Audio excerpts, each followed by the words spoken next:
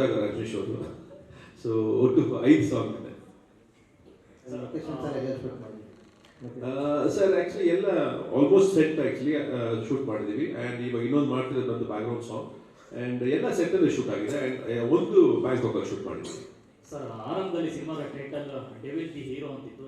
ಈಗ ಆರಂಭದಲ್ಲಿ ಸಿನಿಮಾದ ಟೈಟಲ್ ಬಂದು ಡೆವಿಲ್ ದಿ ಹೀರೋ ಅಂತಿತ್ತು. ಈಗ ಜಸ್ಟ್ ದಿ ಡೆವಿಲ್ ಅಂತಿದೆ. ಕಾರಣ ಏನಾಗಿದೆ ಸರ್? ದ್ವಿಪಾತ್ರ ಏನಾದರೂ ಇದೆಯಾ ಸರ್? ಸಾರಿ, 2 ಪಾತ್ರ ಏನಾದರೂ ಇದೆಯಾ ಸರ್ ಅಂತ? ಡುವಲ್ ರೋಲ್ ಇದೆಯಾ? ಇಲ್ಲ, ನನಗೆ ಬೇಸಿಕ್ಲಿ ಡೆವಿಲ್ ದ ಹೀರೋ ಇಂದ ದ ಡೆವಿಲ್ ತುಂಬಾ ಮೋರ್ ಆಪ್ಟ್ ಅಂತ ಅನಿಸ್ತು. ಸೊ ಹಾಗಾಗಿ ದ ಡೆವಿಲ್. ಮತ್ತೊಂದು ಪ್ರಶ್ನೆ ಅಂತಂದ್ರೆ, ಆರಂಭದಿಂದಲೂ ನಿಮ್ಮ ಹಿಂದಿನ ಸಿನಿಮಾಗಳು ನೋಡ್ರೆ ರಾಜ್ ಕುಟುಂಬಕ್ಕೆ ಸಿನಿಮಾಗಳು ಮಾಡ್ಕೊಂಡು ಬಂದ್ರಿ. ಆನಂತರ ದರ್ಶನ್ ಸರ್ ಜೊತೆ ಅದನ್ನು ಬಿಟ್ಟು ಮಾಡಿದ್ದು ಅಂದ್ರೆ ದರ್ಶನ್ ಅವ್ರ ಜೊತೆ ಇಬ್ಬರ ನಂಟು ಹೇಗೆ, ಎಷ್ಟು ವರ್ಷದಿಂದ ಪರಿಚಯ ಅಂತ?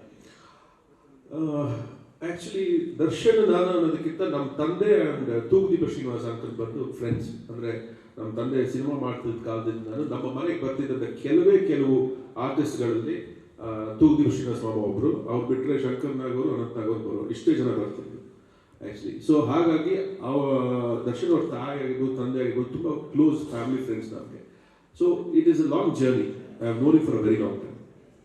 ಸರ್, ಸರೋಜ ಈ ಸಂಜೆ ನ್ಯೂಸ್ ಪೇಪರ್ ಡೆವಿಲ್ದು ಅದು ಚೇರ್ ನೋಡಿದಾಗ, ಈಗ ಚೇರ್ ಕೂಡ ಒರೈನ್ ಮಾಲಲ್ಲಿ ಇಟ್ಟಿದ್ದೀರಾ. ಆ ಚೇರ್ ನೋಡಿದಾಗ ನಮಗೆ ರಾಕ್ಷಸರು ಕುತ್ಕೊಳ್ಳೋ ತರ ಫೀಲ್ ಆಗುತ್ತೆ.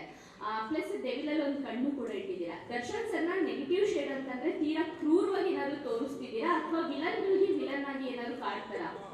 ಎಲ್ಲ 11ನೇ ತಾರೀಕು